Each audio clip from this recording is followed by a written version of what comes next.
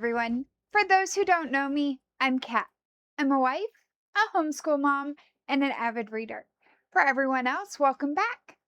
It is time to look to June and what I'm going to be reading this month.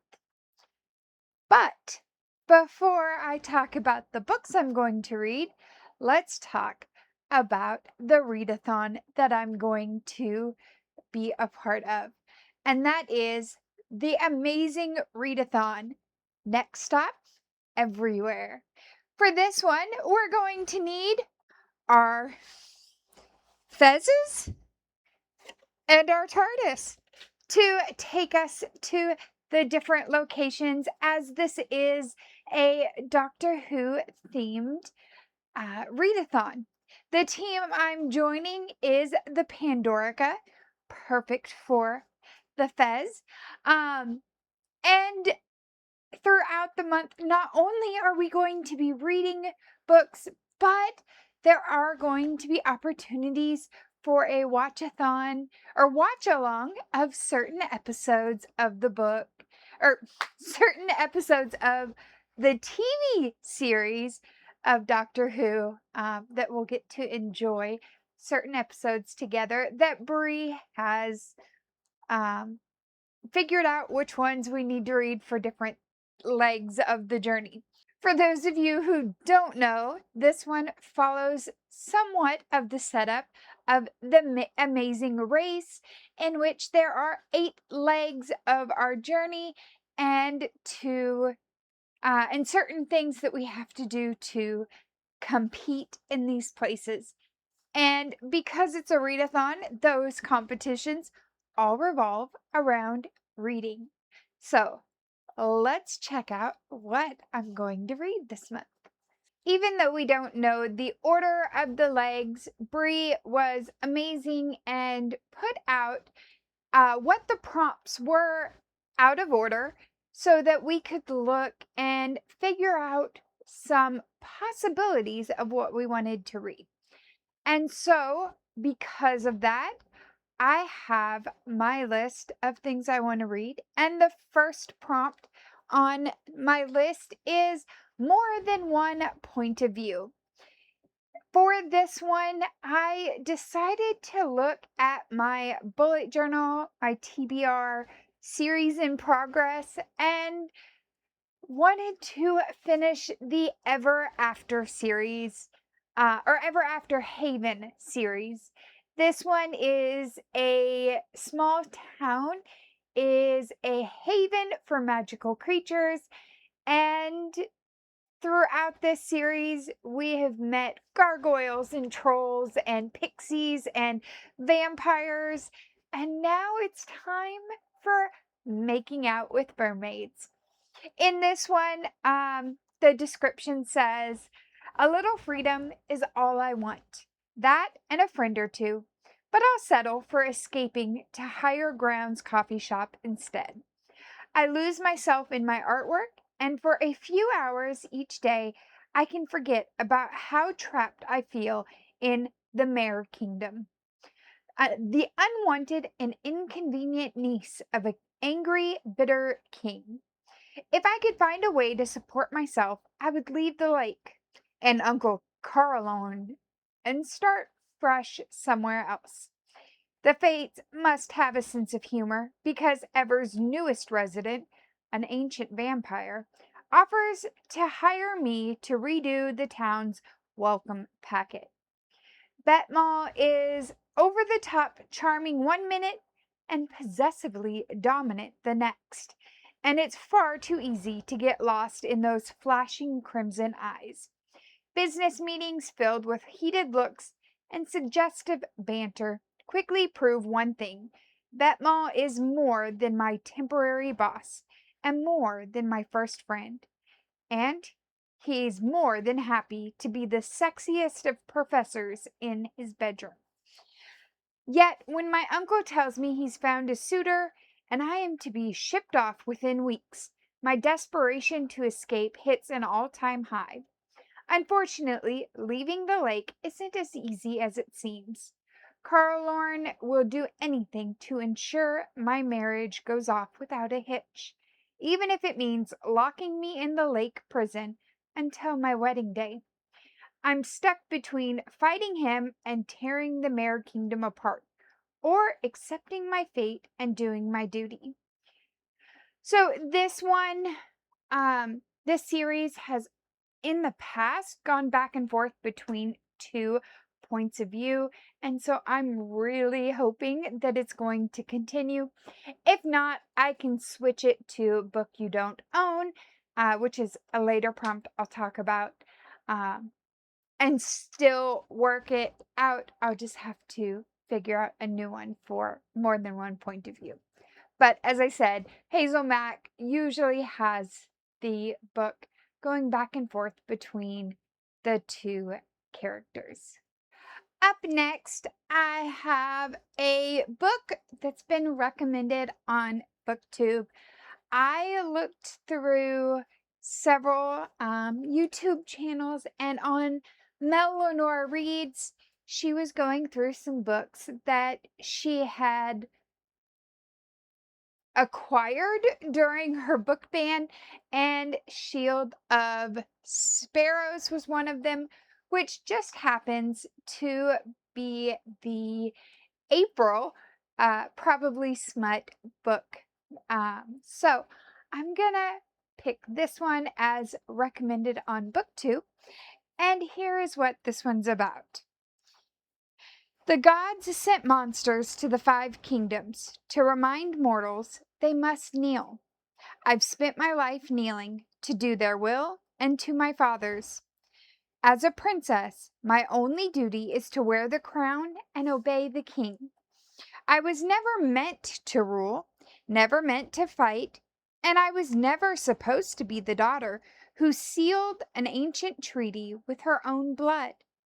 But that changed the fateful day I stepped into my father's throne room, the day a legendary monster hunter sailed to our shores, the day a prince ruined my life. Now I'm crossing treacherous lands beside a warrior who despises me as much as I despise him, bound to a future I didn't choose and a husband I barely know. Everyone wants me to be something I'm not, a queen, a spy, a sacrifice. But what if I refused the role chosen for me? What if I made my own rules? What if there's power in being underestimated? And what if, for the first time, I reached for it? So that's Shield of Sparrows by Devaney Perry. I'm really excited to try this one. I may have missed the boat. I didn't realize that this series was getting such hype, and they offered the second book, special edition with Probably Smut, and I didn't jump on it. And so I'm going to kind of keep an eye out and see if the next book pops up on their for sale page.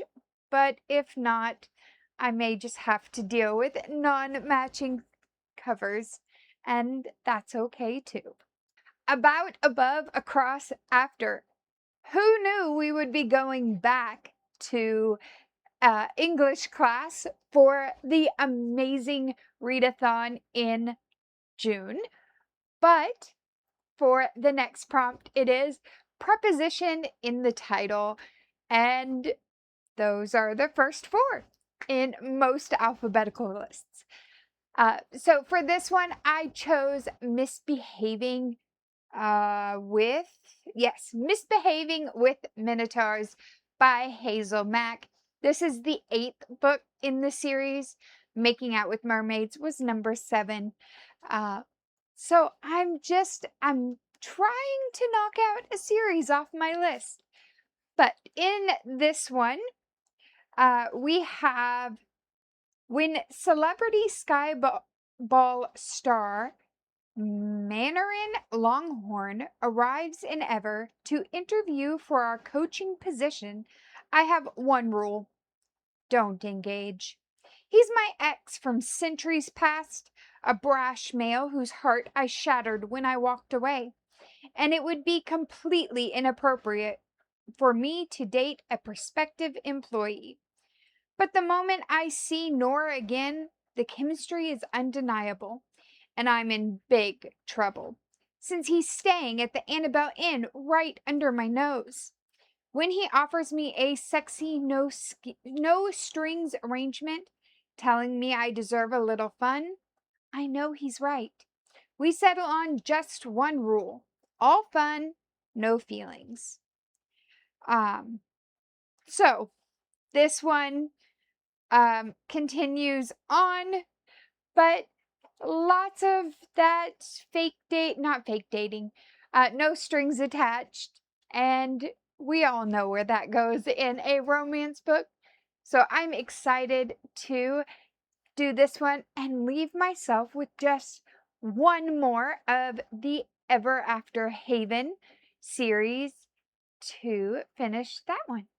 Next up is Building on the Cover, and for this one, I picked The Only One Left by Riley Sager. Instead of Lizzie Borden took an axe, gave her father 40 whacks, we have at 17, Lenore Hope hung her sister with a rope. Now reduced to a schoolyard chant, the Hope family murders shocked the Maine coast one bloody night in 1929.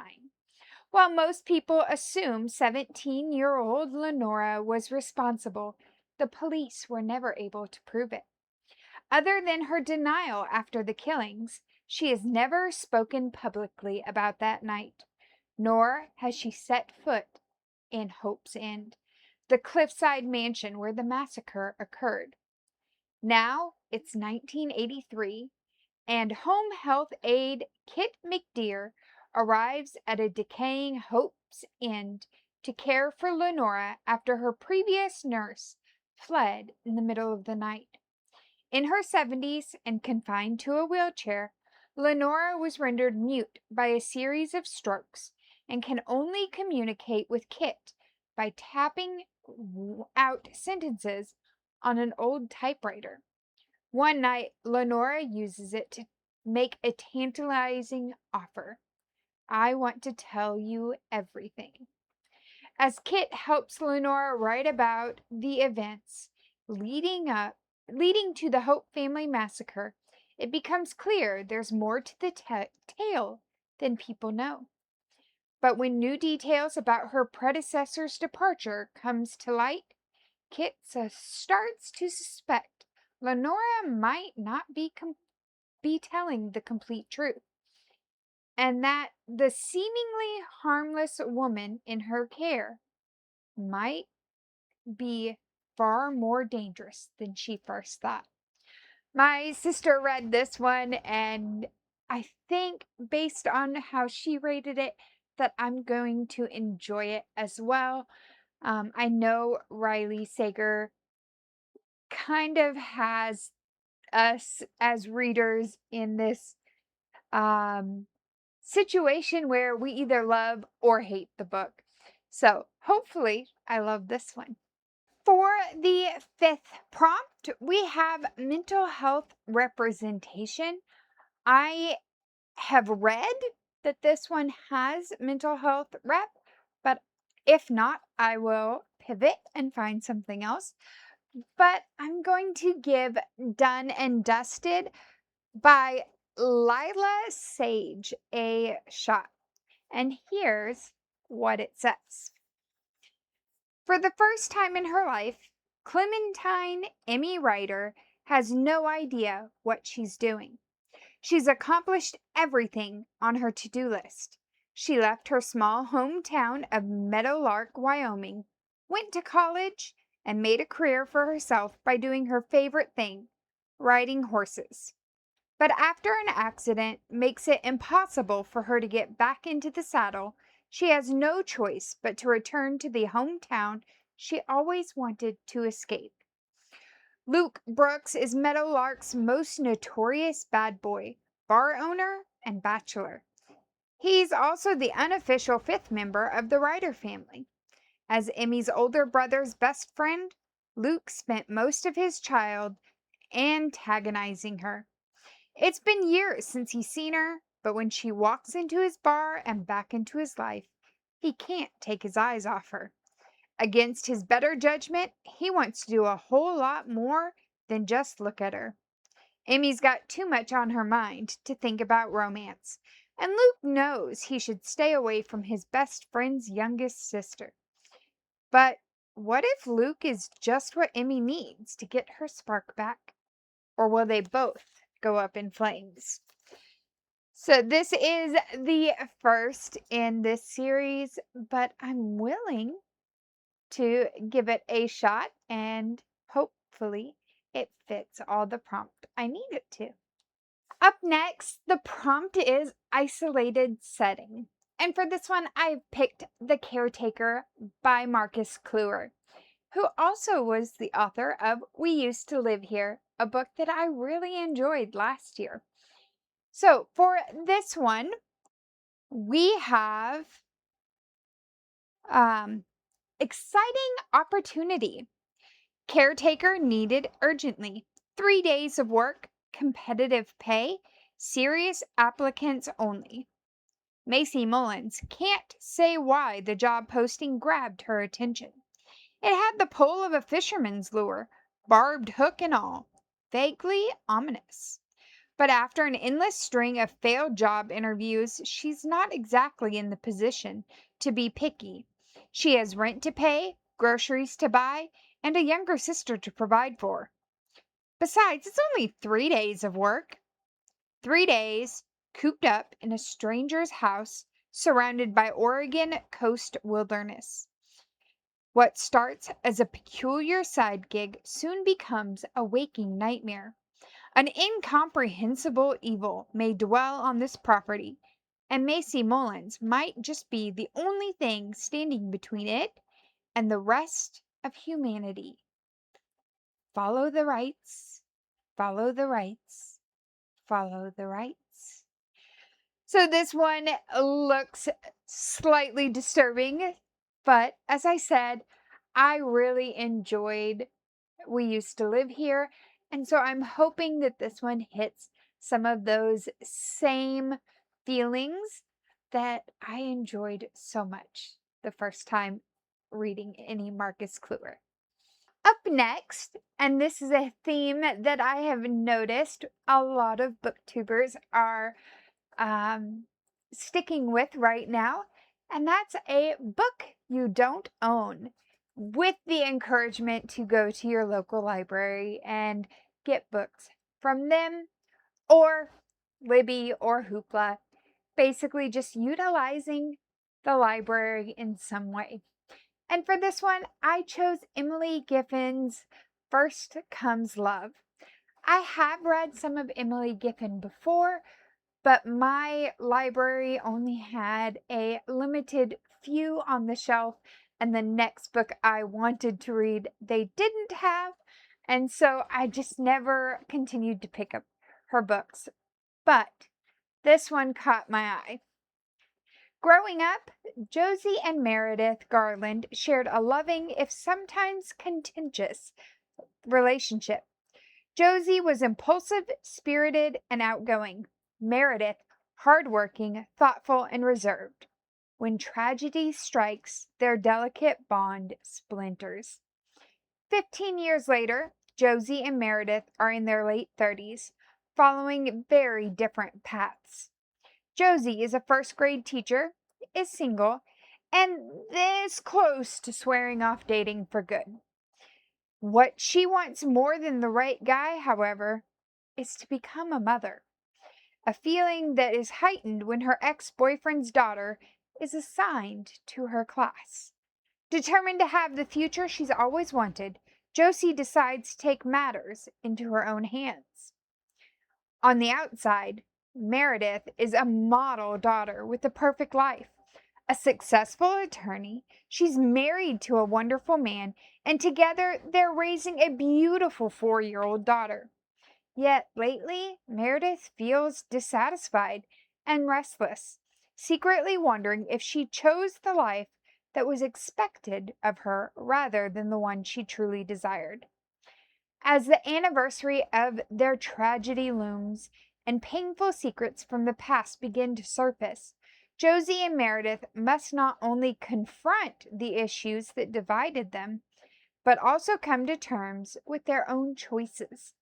In their journey toward understanding and forgiveness, both sisters discover that they need each other more than they knew, and that in the search for true happiness, love always comes first. As I said, I've read Emily Giffin before and really enjoyed the ones that I did read. And so I'm excited to give this one a shot and see where it takes me. And last on my list is a book that involves a holiday. And for this one, I chose none other than First Time Caller by B.K. Borison. I really enjoyed And Now Back to You so much that I read it twice in May that I'm excited to give this one a shot. In this one, we have Aiden Valentine has a secret.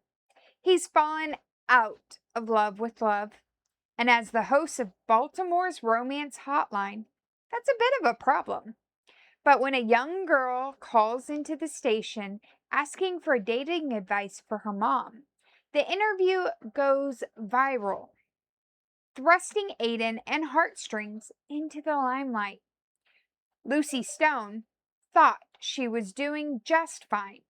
She has a good job, an incredible family, and a smart, slightly devious kid. But when all of Baltimore is suddenly scrutinizing her love life, or lack thereof, she begins to question if she's as happy as she thought. Maybe a little more romance wouldn't be such a bad thing. Everyone wants Lucy to find her happy ending, even the handsome, temperamental man calling the shots. But when sparks start to fly behind the scenes, Lucy must make the final call between the radio-sponsored Happily Ever After or the man in headphones next to her.